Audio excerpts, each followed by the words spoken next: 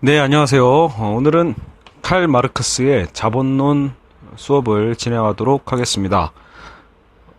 우선 칼 마르크스의 자본론을 어떤 그 칠판 없이 어떤 영상 없이 이렇게 음성만으로 강의를 할 수 있는 건지 저도 상당히 우려가 됩니다. 그리고 무엇보다 저도 직접 현장 수업에서 막스의 자본론을 당연히 가르칠 정도의 수준도 안 되기 때문에 과연 오늘 이 수업이 잘 진행될지는 저도 해봐야 알 것 같습니다.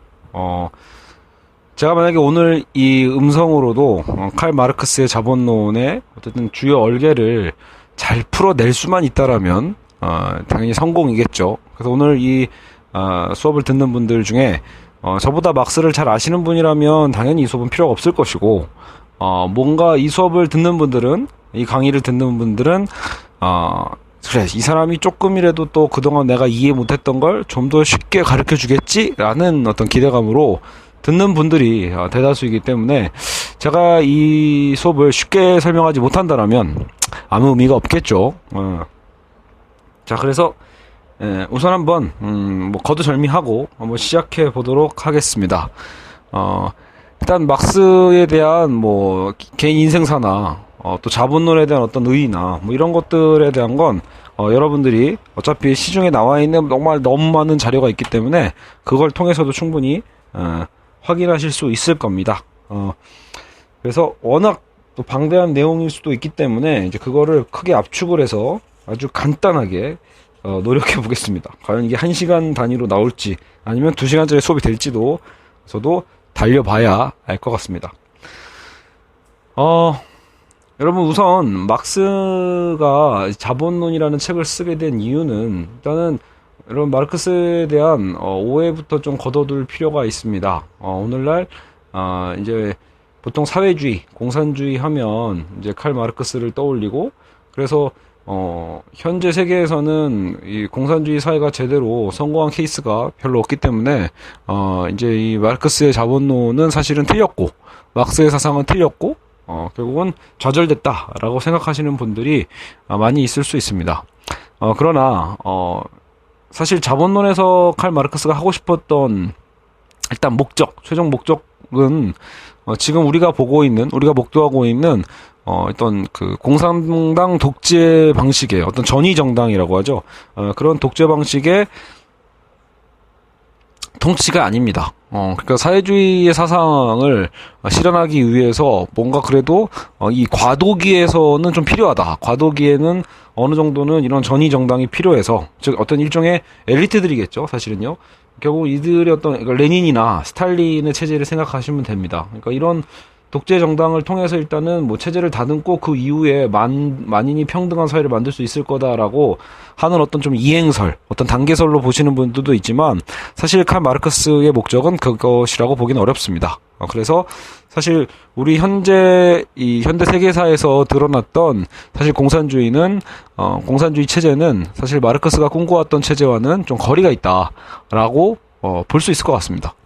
물론 여러분, 저도 여러 가지 막스의 자본론은 일단 읽어봤지만 7권 읽었습니다. 이상권은 또 읽지 못했고, 또 관련 해설서는 또 여러 권을 돌려 읽어봤는데 정말 좀 확실히 막스를 해석하는 어떤 계열마다 학자마다 좀 다른 부분이 있어서 어떤 무엇이 과연 정설이고 무엇이 과연 이제 정설이 아닌지에 대해선 제가 함부로 판단할 것은 아닌 것 같습니다.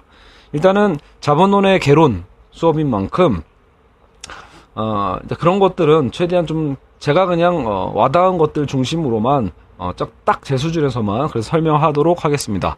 추후에 여러분이 더 열심히 공부하시면서 제가 틀린 것들, 제가 몰랐던 것들은 여러분들이 더 공부해서 채워 넣으시기 바랍니다. 자, 그래서 막스의 자본론을 여러분 펼쳐 드시면 제일 먼저 상품에 대한 얘기가 나옵니다. 막스의 자본론인데 왜 자본이나 화폐가 아닌 상품이 먼저 나오는가라고 했을 때 생각해보면, 여러분, 우리가 자본주의 사회를 살아가잖아요. 그러니까 자본주의 사회를 살아간다라고 했을 때 사실 가장 중요한 거는 이 상품 체계라고 볼 수 있습니다. 우리는 돈을 갖고 무언가를 사기 위해서 사실은 살아가고 있죠. 그러니까 나중에 이제 뭐 자본의 물신성에서 한 번 더 얘기를 하겠지만, 사실 현재 우리의 삶은요, 어떤 인생에 대한 궁극적인 어떤 목표나 뭐 어떤 행복이나 이런 것들을 점차 이런 목표는 멀어지고, 지금은 오히려 우리는 이 자본 자체를 쌓기 위한, 모으기 위한 어떤 삶을 살아가는 경우가 굉장히 많고요. 그러면 또 돈은 또 왜 모으냐라고 했을 때, 사실 우리가 사고 싶은, 우리의 욕망을 건드리는 수많은 자본주의의 상품들이 있죠. 그래서 그 상품들 속에서 이 자본주의는 굉장히 확산될 수밖에 없다. 그래서 이 상품을 분석하지 않고서는 이 자본주의 체제를 설명할 수 없겠다라고 막스는 생각했을 겁니다. 그래서 우선 상품의 정의가 뭐고 상품에 들어있는 그 원리에서 우리는 이 상품의 가치에 대해서 배우게 됩니다. 그래서 이 부분이 가장 사실은 막스의 어떤 이 자본론 안에서 가장 중요한 부분 중에 하나라고 볼 수 있습니다. 자, 그러면 상품은 일단 교환 목적으로 생산한 모든 것을 상품이라고 볼 수 있습니다. 그러니까 교환되지 않는 건 상품이라고 볼 수 없죠. 제가 지금 커피를 내려 마셨거든요. 집에서요. 지금 강의를 하기 위해서 아이스 커피를 한 잔 내려 마셨어요. 자, 지금 잠깐 3초 지났죠? 아이스 커피를 제가 한 모금 마셨습니다. 지금 제가 내린 이 커피는 그래도 꽤 괜찮은 커피예요. 좋은 원두를 볶았고 그 원두를 제가 집에서 직접 뭐 핸드 드립으로 할 수도 있고, 오늘은 모카포트라고 하죠. 에스프레소 추출을 해서 제가 산 또 슈퍼에서 산 얼음을 통해서 시원한 아이스 아메리카노 식으로 해서 지금 마시고 있거든요. 그러면 제가 제가 지금 마시고 있는 이 커피는요, 자신하건대 어쨌든 웬만한 동네 커피숍에서 나오는 아메리카노보다는 맛있어요. 근데 이 맛있는 아이스 아메리카노를 지금 제가 마시고 있지만, 그러니까 이 커피를 제가 마시고 있을 때 이 값어치는 사실은 제가 아까 말씀드렸듯이 밖에 나가서 사 먹는 아이스 아메리카노보다는 훨씬 더 값어치가 있다라고 저는 개인적으로 생각한단 말이에요. 그러나 이거는 자본주의의 상품이 될 수는 없다라는 거죠. 왜냐하면 내가 만들어서 내가 먹었으니까요. 그래서 아무리 이게 맛이 뛰어나다고 해서 갑자기 이걸 갖고 제가 밖에 나가서요, 지나가는 사람분들한테 자 이거 2,000원에 팔겠습니다라고 해서 제가 판매하지 않는 한 사실 이것은 상품이 될 수 없습니다. 그래서 자본주의에서 가장 중요한 거는요, 이 교환 가능성이에요. 기본적으로 상품은 교환되어야만 합니다. 교환되는 것을, 그러니까 교환을 목적으로 생산을 해야 돼요. 자, 그래서 상품은 어떤 가치로 이루어지는가, 상품은 무엇으로 이루어지는가라고 했을 때 가장 중요한 게 일단은 사용 가치죠. 그러니까 쓸모없는 걸 여러분 만들진 않죠. 아무런 사용 가치가 없는 거, 아주 무의미한 거, 이런 걸 만들진 않거든요. 심지어 여러분 요즘 유행하는 오브제라고 하죠. 무슨 이런 거 있잖아요. 그냥 막 고양이 막 조그마한 어떤 점토 같은 거, 그거 막 파는 거 있잖아요. 사실 그거 굉장히 무덤덤한 남자들한테는 사실 그런 오브제 같은 어떤 여러 가지 장식물은 아무 쓸모가 없어 보이지만, 사실 그것도 장식물로서의 어떤 사용 가치를 갖고 있다는 거죠. 그러니까 사용 가치가 없으면 일단 상품이 되지는 않아요. 기본적으로 쓸모가 있어야죠. 이건 우리의 상식에 아주 부합합니다. 그렇죠? 쓸모없는 건 만들지 않죠. 최소한 무언가 쓸모가 있어야 돼요. 제가 지금 녹음하고 있는 이 스마트폰은 말 그대로 왜 스마트겠어요? 여러 가지 기능을 한 번에 사용할 수 있는 그런 사용 가치가 있기 때문에 그냥 폰이라고 안 하고 이제는 폰의 기능을 확장한 스마트폰이란 말을 쓰는 거죠. 그래서 이 스마트폰 하나에 100만 원이 무려 넘어가는 이유 중에 하나는, 우리는 가끔 크기 갖고 오해를 해요. 야, 냉장고보다도 작은 게 어떻게 더 비싸냐, 뭐 이렇게도 얘기하는 걸 수도 있지만, 생각해보면 여러분, 냉장고보다 더 쓰임새가 있을 수도 있습니다. 어차피 이제는 우리의 현대인의 삶에는 그만한 사용 가치가 충분히 있다고 볼 수 있죠. 그러나 자 보세요. 중요한 건 사용 가치가 아무리 높아도 사실 그것만으로 이 상품의 가치가 매겨지는 건 아닙니다. 즉 사용 가치가 아무리 높아도 상품으로서 값어치가 무조건 높은 건 아니다. 무슨 소리냐? 사실 그렇게 생각하면 여러분, 우리가 지금 숨쉬고 있는 공기야말로 가장 사용 가치가 있잖아요. 그죠? 그러니까 아주 사용 가치가 높은 것들도 공기 없으면 죽으니까 이 세상에서 가장 중요해요. 하지만 그런 것들이 결국은 교환을 목적으로 생산되는 게 아닌 이상 상품이 될 수는 없거든요. 그래서 사용 가치만으로는 상품이 되지 못한다. 그래서 우리는 플러스 어떤 것을 추구하냐면 기본적으로 교환 가치가 있어야 돼요. 그래서 하나의 상품이라는 건 사용 목적도 있어야 되고 교환 목적의 가치도 동시에 갖고 있어야 돼요. 이것을 상품의 이중성이라고 해요. 그 상품의 교환 가치는 어찌 보면 여러분, 그러니까 이 교환 가치가 있어야 된다. 지금 공기는 교환 가치가 없죠. 그렇죠? 물론 요즘 미세먼지가 심각하잖아요. 공기가 너무 오염이 돼서 이제는 맑은 공기 자체가 희소해지기 시작하면 공기도 상품화해서 팔 수 있어요. 실제로 그런 무슨 산소 카페나 이런 것들도 요즘은 종종 있다고 하더라고요. 그러니까 희소해지면 그것도 말 그대로 일종의 어떤 생산품을 만들어낼 수 있거든요. 그건 가능해요. 하지만 일상적으로는 우리가 그것을 교환 가치를 목적으로 하지 않으면 공기도 사용 가치가 아무리 높아도 상품으로서의 가치가 없듯이 모든 상품에는 그래서 이 사용 가치도 있어야 되고 교환에 대한 가치가 있어야 됩니다. 알죠? 교환 가치. 그리고 이건 나중에 또 좀 이따 보겠지만 이 교환 가치는 사실 그냥 가치라고 생각하셔도 됩니다. 사용 가치 플러스 가치는 상품이다. 이렇게 한번 써보시면 될 것 같아요. 메모지에. 상품은 사용 가치 플러스 가치다. 그러면 방금 얘기했던 교환 가치라는 건 뭐다? 사실 상품의 가치의 일종의 어떤 표현 방법, 표현 양식일 뿐이에요.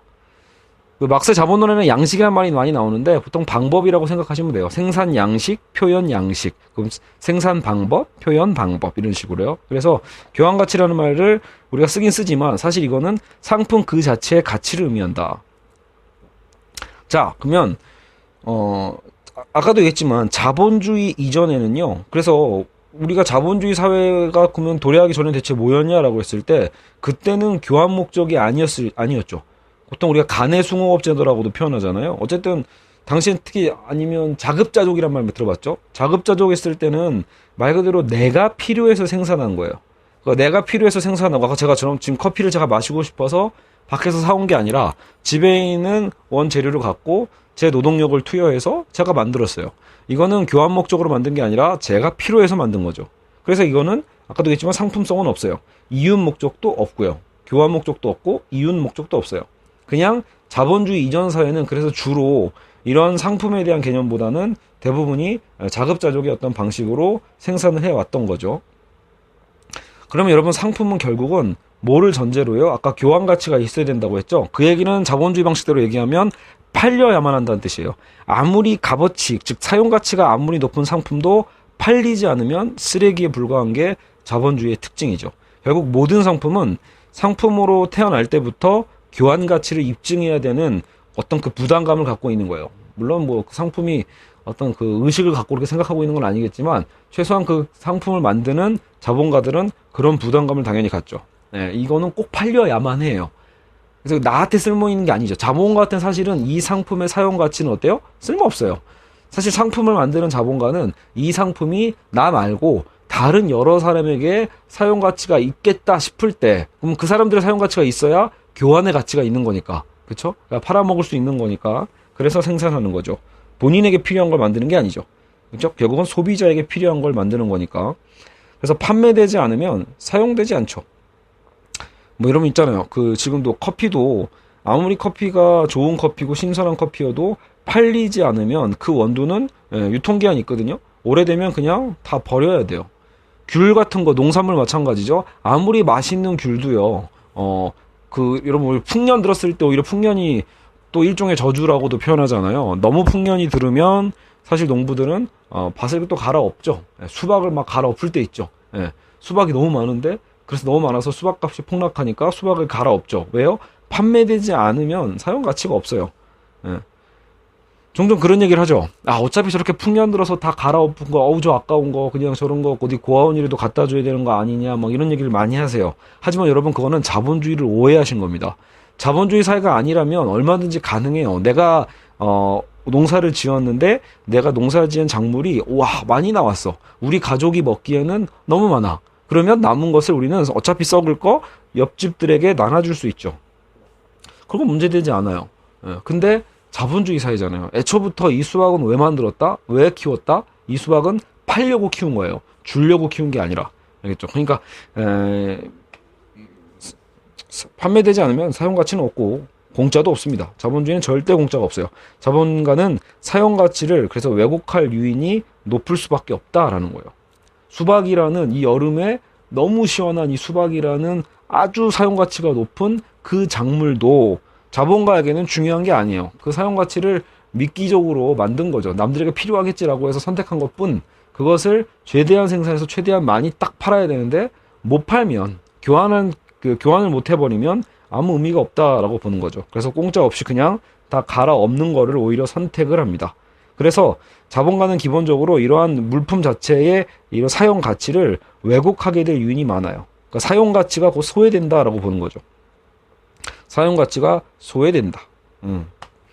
자, 그래서 교환 가치가 사용 가치를 압도하게 되는 게 이 자본주의의 특성이기도 해요. 기본적으로 교환 가치와 사용 가치가 존재하지만 물품의 사용 가치가 더 본질적인 느낌이라기보다는 오히려 어떻게 팔릴 수 있는가가 더 중시되기 때문에 교환 가치가 사용 가치를 압도한다고 표현할 수 있고요. 그러기 때문에 우리가 시장에서 초과 생산이 자꾸 발생할 요인이 생기는 거예요. 공장을 한번 이렇게 만들면 계속 돌려야 되잖아요. 그러면서 초과 생산이 일어나는 거죠. 끊임없이 많이 팔기 위한 오히려 그 자본가의 욕망이 사용 가치를 압도해서, 사실 사회에서는 그게 그렇게까지 필요하지 않는데도 불구하고 이 교환 가치의 압력이 있는 거예요. 그래서 초과 생산이 되고, 근데 또 아까도 얘기했지만 그렇다고 남아버리면 절대로 공짜로 주진 않아요. 파기하면 파기했지. 그럼으로써 이 파기될 때 그 상품의 사용 가치는 어떤 인정도 받지 못한 채 이 지구상에서 사라지는 거잖아요. 그래서 사용 가치가 그래서 소외된다, 이렇게 표현할 수 있어요. 자, 그러면 여기서 막스는 다시 질문을 합니다.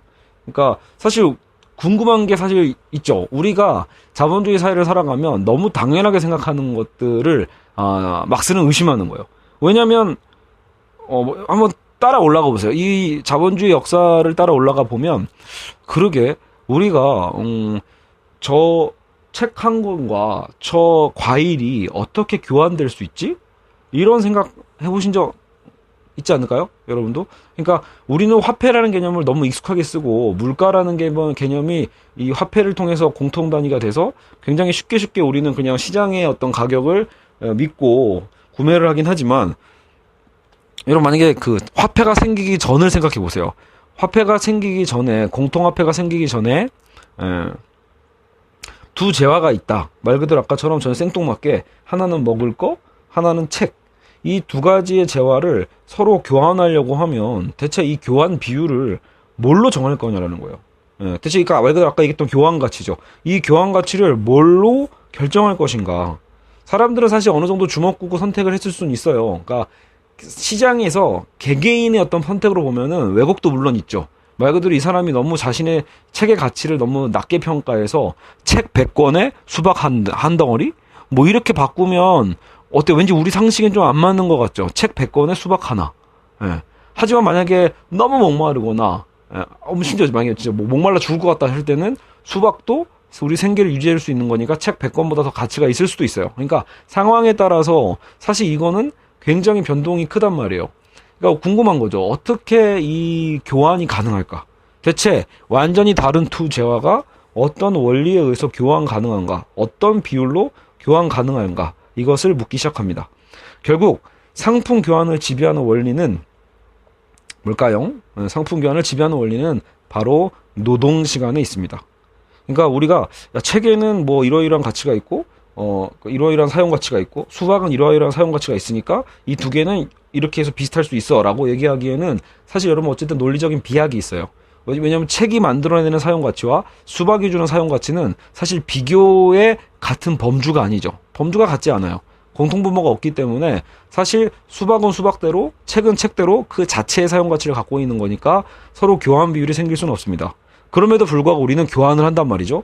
대체 뭐가 기준이냐? 그거를 막스는 추적한 거예요. 네. 제가 여기까지 잘 끌고 왔는지 모르겠어요. 이렇게 보면 좀 흥미롭지 않나요? 그러니까 그러게 우리가 처음부터 자본주의가 너무 자연스럽게 그냥 쓱 시작된 게 아니라, 어떻게 보면 물론 누군가가 다 계획하고 하진 않았을 거예요. 자연스럽게 뭔가 사람들의 사회적 관계 속에서 만들어진 걸 수도 있지만, 막스는 이거를 역추론하는 거죠. 추적을 하는 거예요. 왜, 무슨 기준으로 대체 교환했을까라고 했을 때 그 교환의 비밀이 노동시간입니다. 즉 얼마나 노동이 투여됐는가. 예.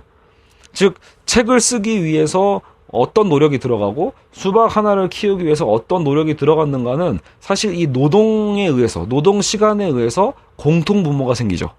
자, 아까 제가 계속 강조했던 게 뭐예요? 생뚱맞은 두 재와 전혀 다른 범주의 두 재와는 공통 분모가 없기 때문에 교환되기가 힘들다. 상식적으로는. 그럼에도 불구하고 우리가 교환을 하는 이유는 바로 그 안에 내재된 노동 시간이 있기 때문에 그렇다. 노동이 생산물에 투입되면요, 투입된 노동만큼 사물의 실체가 바뀌어요. 즉, 수박도 원래는 씨잖아요. 그 씨를 흙에다가 우리가 노동력을 투여해서 땀 흘려가지고 씨를 뿌리고 물을 주고 하는 게 노동을 투입한 거란 말이에요. 노동을 생산물에 투입했을 때 사물의 실체가 씨에서 수박씨에서 수박으로 바뀌죠. 그죠? 책도 마찬가지예요. 책 자체는 그냥 종이였는데, 혹은 종이도 물론 나무에서 나오죠. 그러니까 노동을 투여해서 나무에서 종이를 만들고 노동을 투여해서 어쨌든 우리가 글을 쓴단 말이에요. 그럼으로써 완성된 책을 하나 완성해내는 거, 사물의 실체를 노동이 투여해서 바꾸죠. 그러니까 사물 본연의 특성이라는 건 노동을 통해서 변화되는 방식이에요. 항상 여러분, 그러니까 우리가 이 자연에 우리 인간의 노동력을 투여함으로써 자연은 노동을 더하게 됨으로써 다른 상품으로 변화되는 거죠. 자연 그 자체가 아니라. 자, 그래서 여기서 우리가 중요하게 체크해야 될 것 중에 하나가 바로 추상적 노동입니다. 추상적 노동. 뭐냐, 추상적 노동은 서로 다른 상품을 비교하는 기준.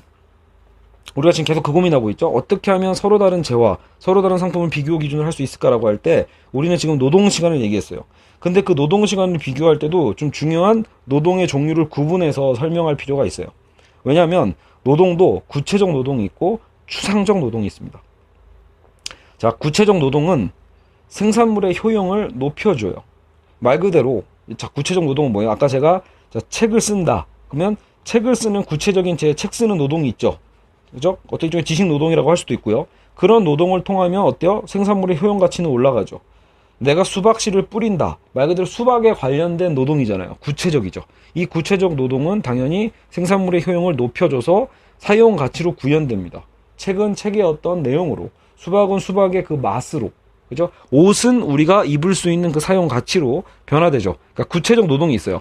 옷을 만들기 위한 노동, 자동차를 고치기 위한 노동, 생산하기 위한 노동, 그리고 수박을 만들기 위한 노동, 물고기를 잡기 위한 노동. 완전히 어때요? 노동의 종류가 그냥 딱 봐도 다르죠. 이건 되게 상식적이에요. 그렇죠? 너 무슨 일 할래 커서? 라고 할 때 우리가 커서 하고 싶은 일을 선택하는 이유도 뭐예요? 그 구체적인 노동이 무엇인가에 대한 고민도 하거든요. 나는 앉아서 하고 싶은 일 하고 싶은데? 나는 몸을 움직이고 싶은 일을 하고 싶은데? 이렇게 구체적으로 노동이 다르죠. 그러니까 구체적 노동은 사실 사용 가치를 만들어내는 노동이라고 볼 수 있어요. 그런데 이걸로는 역시 공통분모가 또 안 맞죠. 그러니까 노동 시간을 우리가 찾기 위해서 고민하는 건 추상적 노동에 대한 가치를 지금 뽑아내기 위한 거기도 해요. 구체적 노동은 그 사물에 들어가 있는 구체적 노동이니까 노동의 어떤 개념이 다 달라요 또. 그러면 추상적 노동이라는 것을 막스는 찾아냅니다. 이건 뭐냐? 추상적 노동이라 하면 생산물의 효용, 그 사용 가치를 높이는 게 아니라 교환 가능성을 높이는 노동을 추상적 노동이라고 합니다.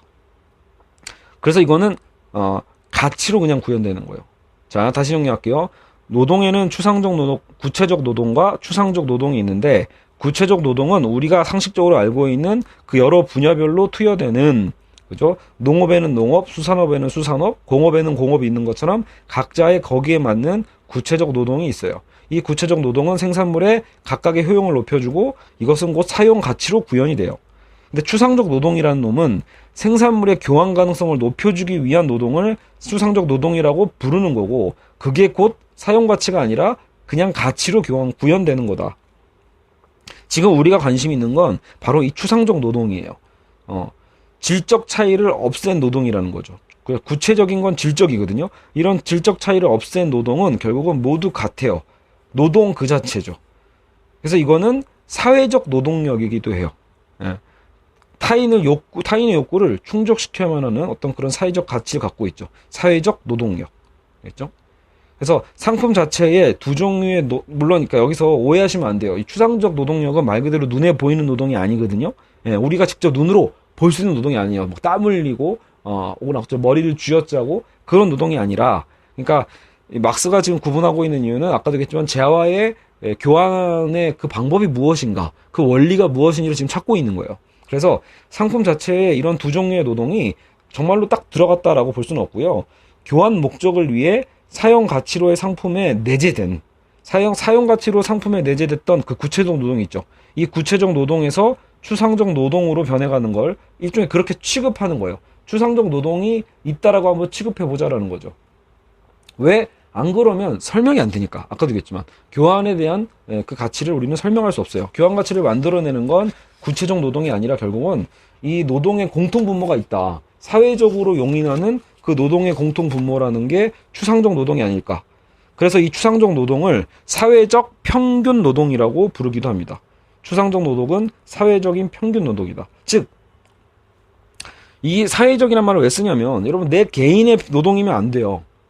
말 그대로 여러분 보세요. 제가 지금 주로 하는 일이 뭐예요? 이렇게 말로 떠드는 일이잖아요.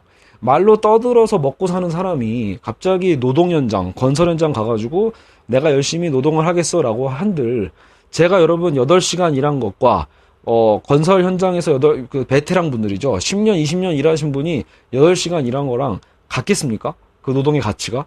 당연히 다르죠. 아까도 다시 돌아와 보세요. 우리가 재화에 대한 교환 비율은 어떻게 생긴다? 거기에 투여된 노동 시간에 의해서 결정된다고 했죠. 투여된 노동 시간이 뭐냐라고 했을 때 그 노동 시간이 저같이 아까처럼 아마추어 그 건설 역군이 되면 안 되죠. 아마추어 일꾼이 건설 현장에서 8시간 일하는 거를 얘기하진 않는 거잖아요. 평균이 있겠죠, 여러분. 건설 현장의 평균. 평소 건설 현장에서 항상 일해왔던 분들의 대다수 평균이 있을 거예요. 그분들이 8시간 일하면 거기서 완전 베테랑 분들은 거기서도 좀 부각이 되겠지만 대체적으로 막노동 6시간, 8시간을 했을 때 할 수 있는 그 양이 있죠. 일의 양. 그게 어느 정도 평균이 있을 거란 말이에요. 그 평균이 있기 때문에 건설 업계에서도 노동자들을 고용할 수 있는 거죠. 얼마를 주고 고용해서 예측을 하는 거란 말이에요. 만약에 저 같은 사람을 갖다 쓰면 건설업계 망하죠. 말 그대로. 힘도 없고 체력도 부족하고 갑자기 투여돼서 제가 아마 거기 적응하려면 최소 몇 개월은 걸리겠죠. 힘을 키우고 막 근육도 키워야 되고 체력도 키워야 되니까요. 그러니까 저 같은 사람은 그런 사회적 평균 노동이 될 수는 없는 거란 말이에요. 그러니까 저 같은 어떤 특이한 하나의 케이스를 갖고 나는 노동 시간을 많이 투여했는데 왜 그 상품의 값어치가 이래 이렇게 얘기할 수 없다라는 거예요.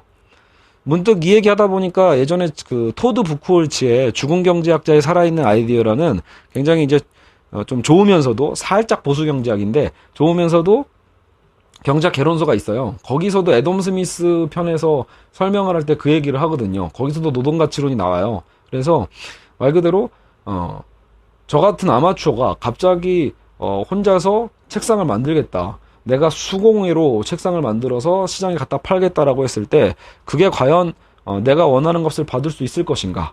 즉 여러분 지금 우리나라 최저시급이 약 7,000원이라고 봤을 때 제가 그냥 밖에 나가서 편의점에서 8시간을 일한다.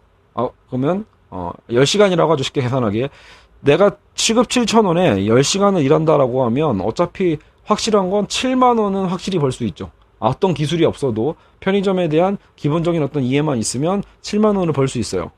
근데 제가 10시간을 일해서 진짜 땀을 뻘뻘 흘려가지고 어떤 책장을 하나 만들었다라고 했을 때 정말 그 책장을 제가 얼마에 팔 수 있을까라는 거예요. 만약에 잘 만들면 또 몰라. 잘 만들지도 못해서 사실은 막 톱밥에 막 찔리기도 하고 제대로 대패질도 안 돼 있고 굉장히 어설픈 거 시장에서 내놓아 팔면 그게 팔리겠어요. 일단 애초에 잘 팔리지도 않을 거고 문제는 저는 그거를 최소 얼마에 내놔야 돼요? 7만 원 이상에 내놔야 돼요. 제가 온갖 고생을 다 했으니까 저한테는 애정이 있죠. 저는 제가 땀 흘려서 만든 거니까 굉장히 애정이 있을 거예요. 그래서 그 내가 만든 수공예품을 7만 원 이상은 받으려고 할 거다. 왜? 내가 지금 밖에 나가서 편의점 알바를 해도 받을 수 있는 돈이 7만 원인데 똑같은 10시간 노동을 했으면 나는 그것을 더 받으려고 할 거예요. 하지만 시장에서는 안 팔리겠죠. 왜 그래요? 제가 만든 책상이나 그런 의자는 시중에서 공장에서 중국산으로 막 만들어가지고 2만 원이면 팔 수도 있거든요. 2만 원이나 3, 4만 원이면 충분히 팔리고 있거든요. 그러니까 그거보다 어차피 더 값어치가 없는 한 제 제품은 팔리지 않아요. 즉 여기서 중요한 건 바로 사회적 평균 노동인 거예요. 저 혼자 열심히 했고 혼자 애착을 가졌다고 해서 그게 상품의 가치를 높이는 건 아니에요. 결국 추상적 노동이라 함은 사회적으로 평균화된 노동이라는 게 있다라는 거예요. 그건 약간 어때요? 감이 좀 잡히시죠? 아까처럼 노동 현장에서도 사회적 평균 노동이 있고, 기본적으로 책상을 만드는데도 사회적 평균 노동 시간은 어느 정도는 수렴하고 있단 말이에요. 다 각자라기보다는. 그래서 이렇게 대상화된 평균 노동이라고 하거든요. 그래서 이 노동은 대상화되고, 이게 노동 시간이 늘어나면 늘어날수록 상품 가치도 올라가게 됩니다. 알겠죠? 자, 그럼 다시 한번 정리를 하면, 사실 우리는 그래서 구체적인 노동은 소외될 수밖에 없는 건 있어요. 우리가 오감으로 포착 가능한 것은 보통 뭐야? 구체적 사물이죠. 제 앞에 우리 아이가 치고 있는 키보드가 있거든요. 그럼 그 키보드는 구체적 사물이에요. 이 키보드를 만들기 위한 또 구체적 노동이 있었겠죠. 이건 오감으로 포착 가능해요. 근데 정작 우리가 지금 고민하고 있는 건 이런 그 상품에 대한 구체적 가치가 아니라 그냥 가치잖아요. 교환 가치라고 표현되는 상품의 가치가 우리는 궁금해요. 그래서 가치는 눈에 보이는 게 아니에요. 지금 제가 눈에 보고 있는 구체적 사물과 구체적 노동과 달리 이 가치라는 것은 물질이 아니다. 그래서 눈에 보이지 않고 인지할 수는 없어요. 이건 그냥 사회적인 성격이에요. 마치 그래서 유령과 같죠. 네. 이 막스의 그래서 이 이론이 굉장히 좀 신비로운 것도 있는 거예요. 우리가 다루고 있는 자본주의 상품이라는 건 사실 그 안에 뭐가 들어있다? 사실 눈에 보이지 않는 상품의 그 가치가 있고 사회적 평균 노동화된 추상적 노동이 들어간 가치가 존재한다는 거예요. 이건 결국은 사회적 맥락에서 결정되는 거예요. 예. 그래서 몸모로 우리가 취급하는 거다. 사회적인 산물이다. 이렇게 표현할 수도 있어요. 아마 제가 읽은 책에서도 그런 사례가 나온단 말이에요. 여러분 보면은 왕이라는 것은 국가의 왕이 있다라면 그 왕은 실제로 우리가 왕으로 사회적으로 취급해 주니까 왕인 거죠. 대통령도 마찬가지죠. 대통령이라고 해서 여러분 이마에 대통령이라고 막 각인이 뭐 이렇게 새겨져 있는 것도 아니고 유전자에 대통령 유전자가 따로 있는 것도 아니죠. 예, 그러니까 우리가 대통령이라는 직책, 왕이라는 직책은 뭐예요? 사회적으로 그냥 결정한 거예요. 사회적으로 그렇게 믿어주기로 취급한 거죠. 그럼으로써 그 힘을 갖게 신기하죠. 그 힘을 갖게 되잖아요. 여러분 부모는 뭐 그래도 생물학적으로 낳기도 하니까 학교 선생님도 생각해 보세요. 선생님이라는 존재도 마찬가지인 게 선생님이라고 우리가 사회적으로 취급해 줬기 때문에 그래서 선생님으로서의 실제적인 힘이 나오죠. 예. 왜 우리가 모든 사람이 사회적으로 그렇게 존중해 주기로 그렇게 취급해 주기로 결정했기 때문이에요. 그래서 그 사회적인 결정이 실질적으로 선생님이라는 어떤 구체적이고, 그죠? 선생님은 구체적으로 뭔가 드러나는 게 아니에요. 선생님이라고 해서 꼭 뭔가를 벨트를 차고 다닌다거나 우리 몸에 뭘 새겨야 된다고 이런 게 아니잖아요. 그냥 똑같이 밖에 나가면 일반인이죠. 군대가 더 이거 실감이 나는 비유죠. 군대에서 보면 보통 여러분 군대의 계급 문화라는 것도 마찬가지예요. 그 사회 조직 안에서 그 계급을 그렇게 취급하고 인정했기 때문에 그게 어마어마한 권력으로 우리 현실에 영향을 미치죠. 누구한테요? 이등병한테. 이등병이 나이 많은 이등병이 군대 들어가면 고생하는 이유가 뭐예요? 사회에 나가면 나보다 나이가 훨씬 어린 선임들인데 나를 충분히 얼차려주고 괴롭혀줄 수 있는 그런 권력이 있다라는 거예요. 사실 어떤 면에서는 어이가 없어. 근데 그 군대 훈련소를 거치면서 신병훈련소를 거치면서 그 사회적인 맥락을 배우는 거예요. 사실은요. 사회적인 권력 관계를 몸에 익히는 거죠. 그래서 우리가 가끔 그런 얘기 하잖아요. 나를 막 엄청 괴롭혔던 간부들이나 심지어는 원스타, 막 그죠? 예, 사단장, 뭐 이런 사람도 있잖아요. 이 사단장도 군대에 있으면 거의 신과 같은 높이에요. 신급이야, 신급. 근데 밖에 나오면 동네 아저씨예요. 예, 내가 만약에 제대하면, 내가 군인 신분을 벗으면 군인 신분을 벗는 그 순간 사단장은 사단장이 아니죠. 그냥 아저씨예요. 이제 정작 군대에 들어가 있을 때는 사회적으로 사단장 취급을 해주기 때문에 그 계급 관계 안에서는 굉장히 신적인 존재로 추앙받게 되는 거고 무섭고 사실은 그러면서 실제로 내가 그거를 그렇게 믿기로 한 사람들 사이에서는 정말로 어마어마한 권력으로 실제로 영향을 미치게 되죠. 그렇죠? 자, 그거와 같다라는 거예요. 여러분 이 구체적인 지금 노동이라는 것 추상적 노동이라는 걸 구분할 때 구체적 노동은 구체적 사물처럼 눈에 보이고 구체적 사물처럼 눈에 잡히는 것들이라면 우리가 지금 고민하고 있는 이 가치라는 건 야, 눈에 보이지도 않는데 막 쓰는 대체 무슨 개소리 하는 거야. 추상적 노동이라고? 그런 게 눈에 보이지도 않는다며. 그러면 그런 너 혼자의 가정 아니야? 그죠? 이렇게 환상 아니야? 이렇게 얘기할 수도 있지만 어떤 면에서 환상이 맞아요. 하지만 그것을 이미 자본주의 사회 시스템 안에서는 다 공유하고 있다라는 거예요. 그렇기 때문에 사회적 성격인 거고 그래서 몸모로 취급해 주는 거고 사회적 산물이라고도 볼 수 있는 거예요. 이 가치라는 건.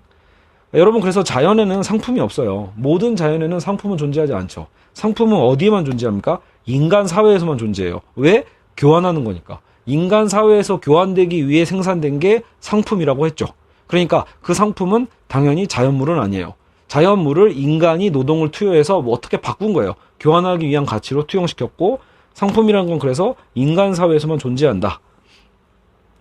자, 그래서 우리는 그 물씬 숭배라는 개념도 살펴볼 수 있는데 보통은 쉽게 얘기해서 말 그대로 하면 막 이렇게 있던 물건을 신격화하는 거. 그래서 나중에 자본주의에서는 돈을 신격화하는 거. 이걸 뭐 자본의 물신성, 물신화 이렇게 표현도 하는데 사실 막스가 쓰고 있는 이 물신성은 꼭 그런 의미만 있는 게 아니라 이거예요. 아까 우리 상식 있잖아요. 노동 생산물에 고유한 교환 가치가 있다라는 믿음을 우리는 보통 갖고 있다라는 거예요. 그냥. 예. 그러니까 마치 믿는 거죠. 내가 생산한 어떤 뭐였죠 아까? 이 커피에는 당연히 어떤 가치, 내 교환 가치가 이미 들어있을 거야라는 거. 혹은 상품이 자발적으로 관계를 맺고 교환된다는 착각도 같죠. 그러니까 우리가 아까 의심을 안 했잖아요. 상품의 대체 왜 교환되는 걸까? 이런 거 의심 자체를 안 하는 이유가 뭐예요? 그냥 늘 당연하게 생각한다라는 거죠. 예. 자본 자체가 그런 힘 자체가 있다고 본 거예요. 상품과 돈의 힘은 사회적으로 주어지고 취급된 거라고 방금 말씀드렸죠. 상품과 돈의 어떤 힘이라는 건 사회적으로 주어지고 취급된 거예요. 그렇게 취급하기로 한 거예요, 우리가. 그럼에도 불구하고 우리는 그 사실을 망각하고 그냥 그 힘이 상품 자체에 있다고 생각하는 거예요. 돈 자체에 있다고 생각하죠. 우리가 지금 예를 들어 돈 100만 원이 있으면 돈 100만 원 자체가 어떤 가치를 갖고 있다고 우리는 흔히들 착각하게 돼요. 사실 돈 100만 원 돈이라는 화폐 가치는 사회적으로 형성된 거죠. 그럼에도 불구하고 우리는 1차적으로 항상 그 돈과 그 상품의 어떤 본질이 있을 거다. 거기에 힘의 본질이 있을 거다라는 이 믿음과 착각이 있다. 그게 바로 물신숭배라고 막스는 얘기를 합니다. 자, 그러면 이제는 화폐로 넘어가도록 하겠습니다. 그러니까 지금 우리가 상품에 대해서 생각을 해봤는데 애초에 상품을 우리가 왜 1단원에서 배웠는가, 왜 그 막스의 자본론을 봤을 때 왜 첫 장에 상품이 있는가라고 했는 것부터 질문을 했었죠. 그래서 자본주의에서 가장 중요한 건 이 상품을 서로 사용하고 팔아먹는 거에 있다. 특히 자본가는 상품을 팔아먹기 위해서 우리의 노동을 또 써먹는 거기 때문에 일단 대체 그 상품이 뭐길래 상품을 우리는 연구해야 되고 상품을 연구해 봤더니 새로운 사실을 알게 됐죠. 즉 상품에는 사용 가치만 있는 게 아니라 교환 가치라는 게 있다. 이 교환 가치라고 표현되는 그 가치가 무엇인지를 우리는 확인해야만 합니다. 왜? 상품의 가치를 확인하지 않으면 상품이 어떤 원리로 교환되는지를 우리는 알 수가 없거든요.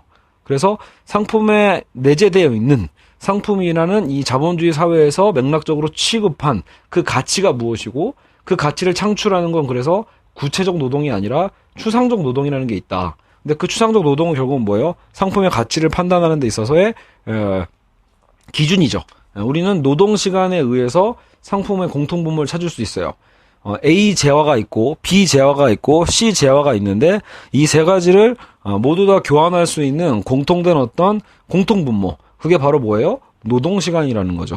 근데 그 노동 시간이 제가 사례로 얘기해 드린 것처럼 저처럼 아무 미숙한 어떤 그런 각 분야의 전문가가 아니라 그 분야에 전혀 생소한 사람이 일하는 그 아무짝에도 쓸모없는 그런 노동시간이 아니라 그 분야의 전문가들이 기본적으로 투여하는 노동시간이죠. 그걸 사회적 평균 노동시간이라고 해요. 그래서 사회적 평균 노동시간이 추상적 노동에서 드러나는 거죠. 그래서 그 원리에 의해서 우리는 상품 안에 존재하고 있는 가치를 파악해 볼 수 있다라고 하는 거예요. 그리고 자연스럽게 방금 얘기했던 있죠. A 재화, B 재화, C 재화, 이 D 재화를 만약에 동시적으로 교환할 수 있는 어떤 화폐가 있다라면, 그러니까 다른 모든 상품과 동등한, 아까 A, B, C, D 다른 동등한 다른 모든 상품과 동등한 어떤 교환할 수 있는 보편적 상품이 있다라면 그게 바로 화폐입니다. 꼭 우리가 생각하는 동전과 돈이 화폐가 아니라 우리가 이미 역사 속에서 본 것처럼 어떤 때는 비단이 여러분 화폐의 역할을 한 적이 있었죠. 역사적으로. 조선시대에서도 보통 이 포라고 하잖아요. 포. 세금을 보통 이렇게 뭔가 비단이나 옷감으로 낼 때가 있었죠. 그러니까 옷감이 주요한 교환 매개체가 됐었기 때문에 옷감이 돈이었을 때가 있고, 그죠?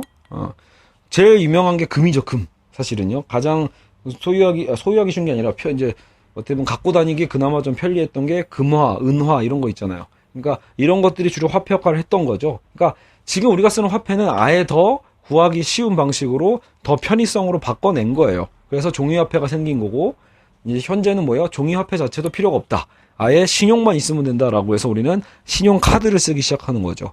어쨌든 화폐라는 건 결국 다른 모든 상품과 동등한 어떤 방식으로 교환할 수 있는 보편적 상품을 화폐라고 합니다. 그래서 아까 배웠듯이 우리가 상품은 교환을 목적으로 생산된 사용가치가 상품이라면 이런 자본이라는 건 화폐를 증식시키기 위해 투자되는 화폐를 또 자본이라고 해요. 자, 은근슬쩍 확 나왔는데 우리가 지금 자본론을 공부하고 있잖아요. 그래서 막스가 얘기하고 있는 이 자본의 개념은 뭐냐면 자본은 화폐다 이렇게 보시면 안 돼요. 알겠죠? 자본 이퀄 화폐가 아닙니다. 이거부터 구분하셔야 돼요. 돈이 곧 자본이다. 이거 아닙니다. 자본론의 자본이라는 건 이 화폐를 더 추가적으로 증식시키기 위해서 투자되는 화폐만 자본이에요. 그냥 제가 은행에 집어넣은 통장 돈 있죠? 그거는 자본이 아니에요. 제가 그거를 꺼내서 그 돈으로 뭔가 투자를 해야 돼요.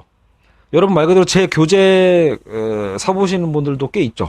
올해 정말 제 교재가 여러분들 사랑 안에서 굉장히 잘 팔리고 있습니다. 물론 이 굉장히란 말을 오해하시면 안 돼요. 무슨 베스트셀러 이런 개념이 아닙니다. 제가 조잡하게 제본 떠가지고 그냥 파는 거기 때문에 뭐 그래봤자 뭐 엄청 많지는 않지만 제 딴에는 그래도 보람이 있는 거죠. 왜? 제가 그래도 열심히 써서 만든 이 책들이잖아요. 이론교재와 예제풀이집을 그래도 수험생들이 어떻게 알고 아름아름 연락을 해서 매일 그래도 뭐 한 권, 두 권씩이라도 이렇게 팔려가거든요.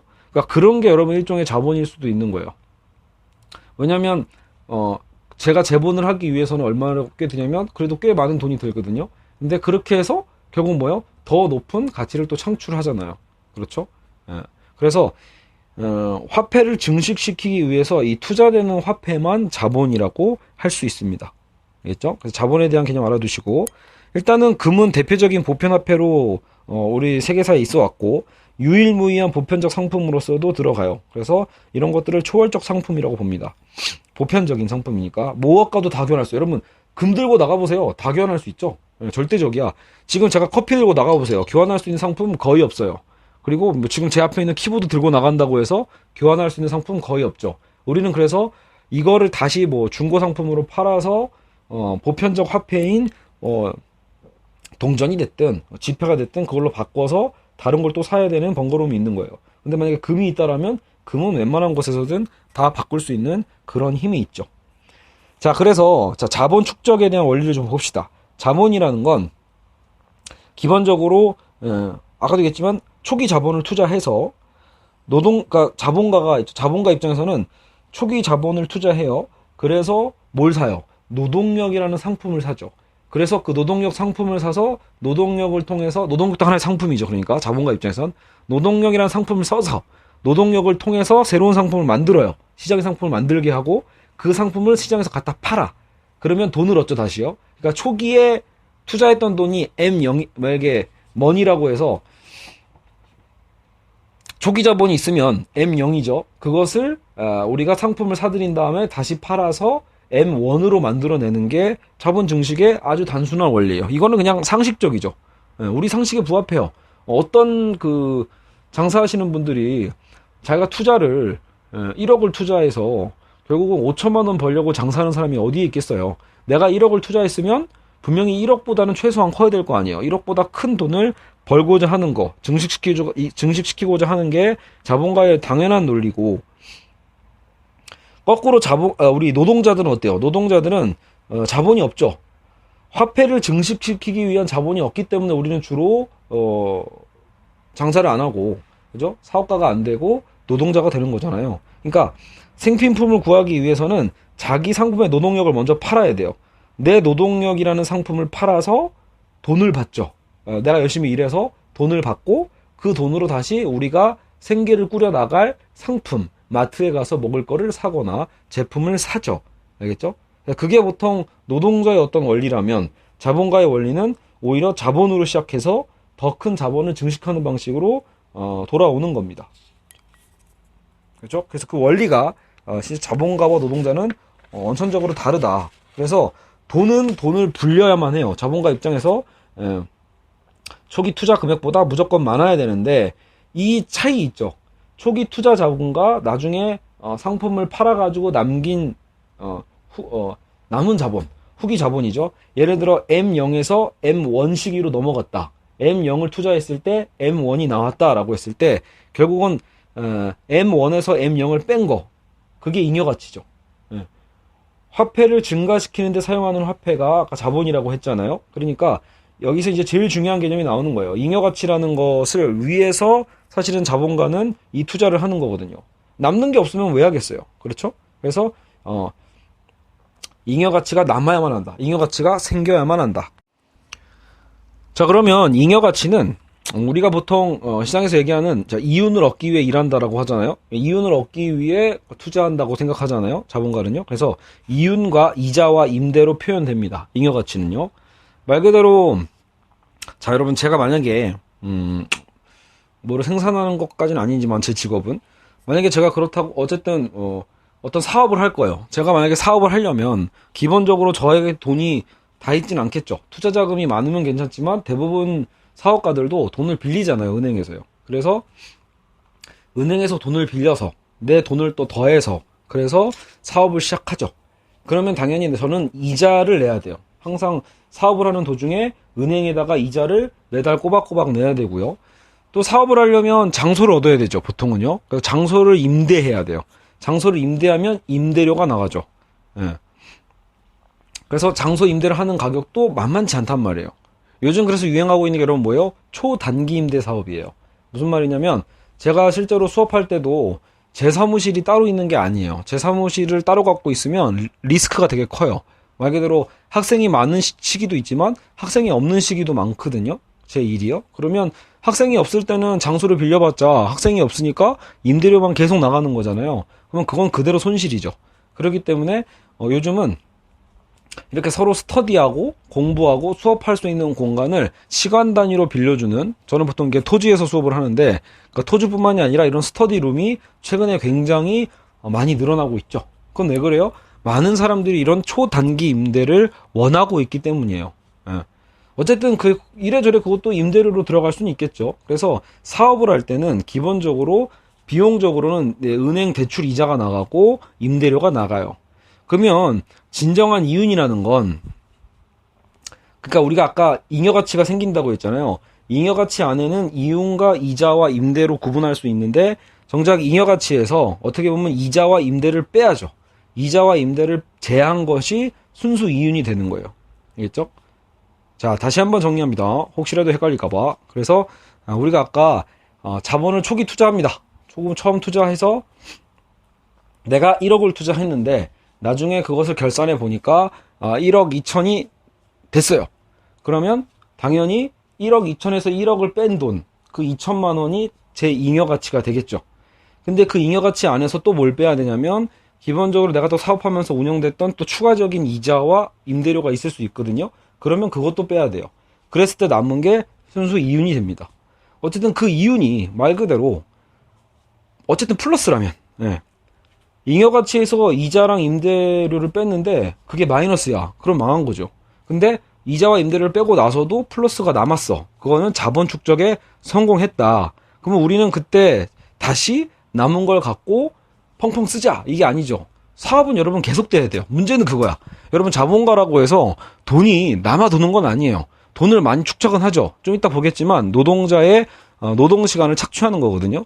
그럼으로써 잉여가치를 계속 얻어내는 게 자본가의 원리긴 하지만 그들도 그 벌어들었던 어떻게 보면 그들 입장에서 공짜로 얻은 걸 수도 있지만 하지만 그들이 얻어들였던 그 돈을 마냥 아무데나 갖다가 그냥 소비하면서 쓰지는 않아요.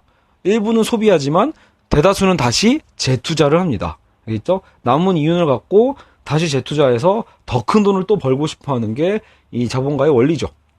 그래서 자본가는 이윤이 올라가면 좋아요. 그렇다고 상품 가격을 무조건 올릴 수도 없습니다. 알겠죠? 이윤 높아지면 좋다고 해서 여러분 말 그대로 뭐 아이폰을 지금 아이폰 X 있죠? 아이폰 10이 거의 150만 원까지 올라갔잖아요. 자, 이거 아이폰 잘 팔리니까 이제는 다음에는 250만 원으로 팔자.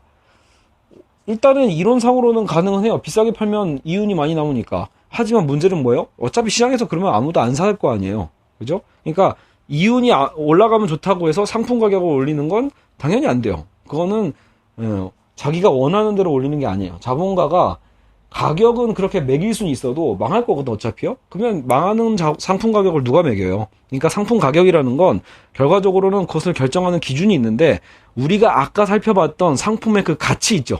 상품의 가치만큼 상품 가격을 매길 수 있어요. 그 상품의 가치는 뭘로 결정된다? 아까 우리 노동시간 기억하시죠? 추상적 노동시간.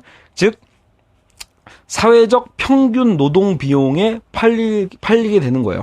사회적 평균 노동 비용이 그 상품의 가치를 만들어내는 만큼 사회적 평균 노동 비용의 상품 가격은 팔린다. 그 상품 가격은 그렇게 결정이 되는 거예요. 만약에 여러분 우리가 사기 치는 거는 그러면 이거는 가치를 창출한 거냐? 내가 누군가의 돈을 슈킹한다고 하죠. 사기를 쳤을 때 그거는 가치를 창출한 게 아니라 그냥 그 가치의 주인만 바꾼 거예요. 왜? 뭐가 없으니까요? 사회적 평균 노동 비용이 안 들어갔잖아요. 예. 결국은 상품 가치는 어디서만 나온다? 사회적 평균 노동에서만 나와요. 그 노동에 들어간 비용만큼 우리는 팔 수 있는 거고요. 그러니까 사기치는 행위는 사회적으로도 가치가 없어요. 그러니까 우리는 사기를 치면 안 되는 거죠, 당연히. 사기를 막아야 되고 사회적으로 어떤 가치도 만들어내지 못하는 게 사기인 거죠. 그냥 주인만 바꾸는 거예요. 돈의 주인만요. 알겠죠? 자, 그래서 노동력. 화폐가 초월적 상품이듯이 노동력도요, 여러분, 초월적 상품이 돼요. 우리는 노동력을 누구한테는 상품이 되죠? 자본가에게는 우리의 노동력이 상품이거든요. 알겠죠? 그래서 잉여 가치를 높이기 위해 결국은 이 초기 자본으로 노동력을 사는 겁니다.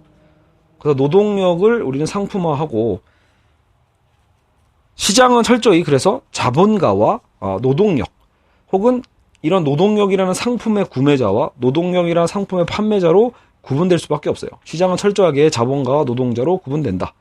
그죠? 그래서 노동력을 사는 사람이 자본가, 노동력을 판매하는 사람이 노동자죠. 그죠? 이렇게 두 개로 구분되고 자본가는 끊임없는 투자와 축적을 할 수 있고 우리 노동자는 어때요?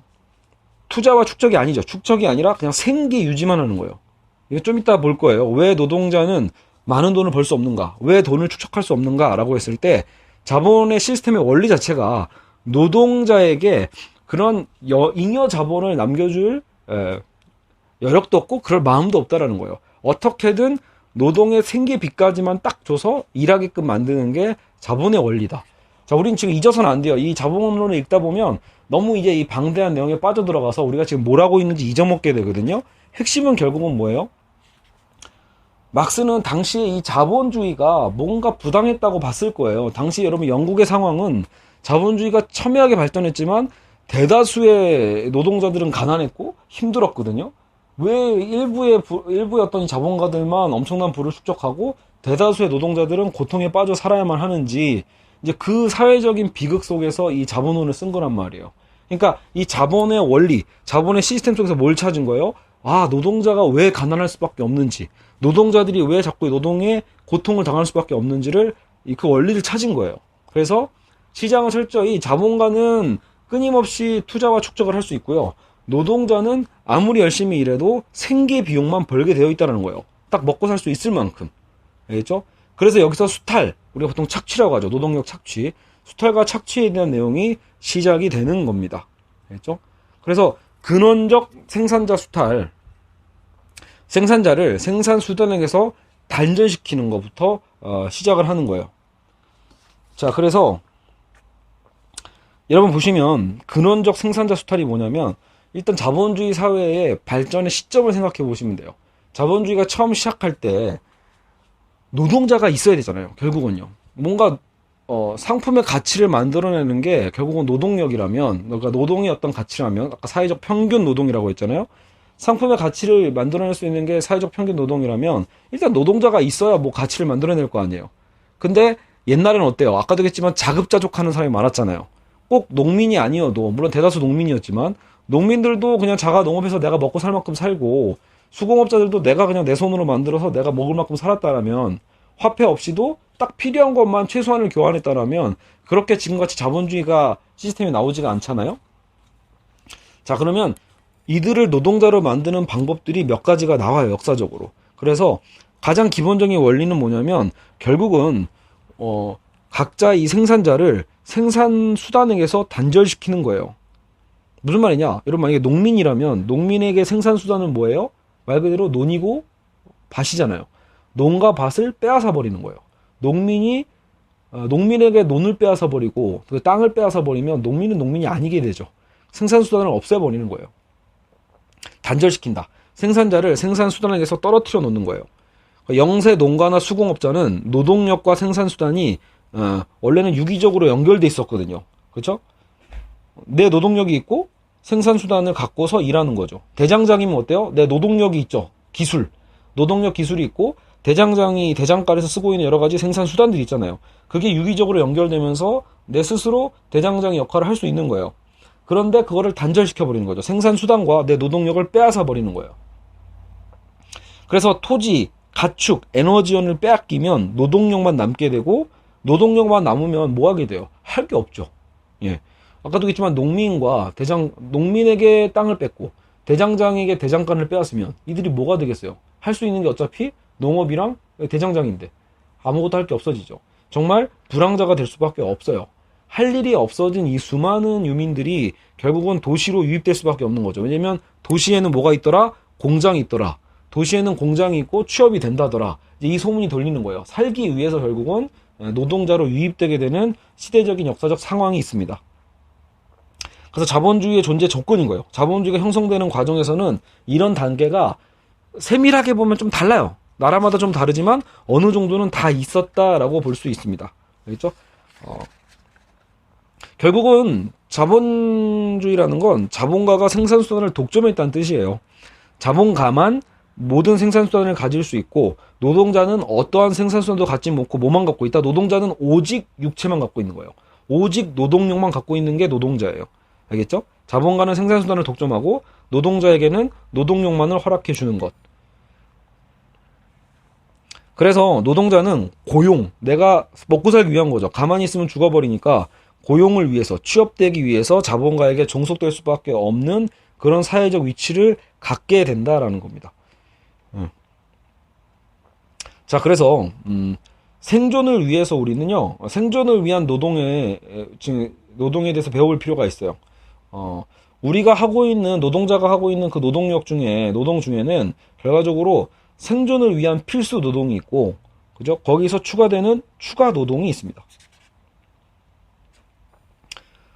그러니까 뭐랄까, 내가 지금 당장 하루를 먹고 살기 위해서 하루에 몇 시간을 일하면 내가 먹고 살 만한 그 가치를 창출해낼 수 있을까라고 생각해 볼 때 생존을 위한 필수 노동의 가치가 있고 추가 노동이 있단 말이에요.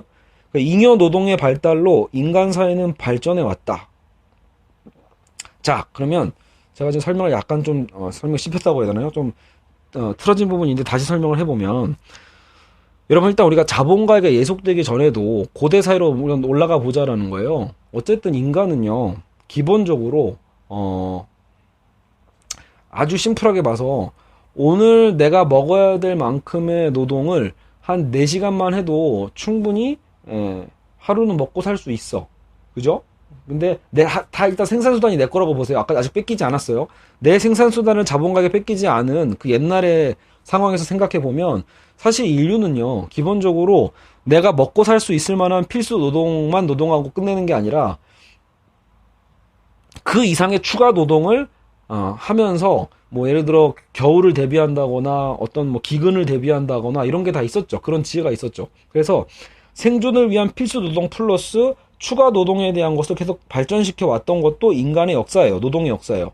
그러니까 이런 잉여 노동의 발달이 인간 사회 발전과 연결될 수밖에 없어요. 잉여 생산물이 계속 넘쳐나게 되니까요. 문제는 옛날 사회에서는 이런 것들을 우리가 생산해서 우리가 가질 수 있었던 시대도 있었다라는 거죠. 예, 노동자가 생산해서 노동자가 갖는. 뭐 그 당시 노동자가 아니죠. 왜냐하면 생산수단을 갖고 있으니까. 그죠? 생산수단을 내가 갖고 있기 때문에 그것을 활용해서 내 노동을 투여해서 필수 노동 플러스 추가 노동, 잉여 생산물을 얼마든지 만들어내던 시절이 있어요. 그렇게 해서 사회가 발전해 왔고요. 근데 문제는 뭐냐면 막스가 그 얘기했잖아요. 역사는 어떻게 보면 모든 이 계급투쟁의 역사라는 표현을 썼듯이 인간 사회에서는 노예제 사회도 있었고 봉건 사회도 있었고 또 자본주의 사회도 있잖아요. 나중에 이게 노예제 사회로 들어왔을 때는 이때는 노예 그 주인이죠. 어떻게 보면 주인이 노예의 필수 노동과 잉여 노동 모두를 다 차지했던 게 노예제 사회고, 봉건 사회는 뭐예요? 이거 중세죠. 중세 봉건주의 사회 때는 영주가 오히려 잉여 노동을 다 차지해버리죠. 그래서 그때도 사실은 서민들은 자기의 필수 노동만 챙길 수 있었어요. 이런 원리가 자본주의 사회에서는 더 첨예화됐다고 볼 수 있어요. 결국 착취란 지배자들이 피지배층의 잉여 노동을 장악하는 게 착취다. 우리가 이제 자본론 배우다 보면 착취란 말이 많이 나오잖아요. 수탈한다, 착취한다 라고 했을 때 이 착취라는 게 지배자들이 피지배층의 잉여 노동을 가져가는 걸 얘기해요. 필수 노동 말고.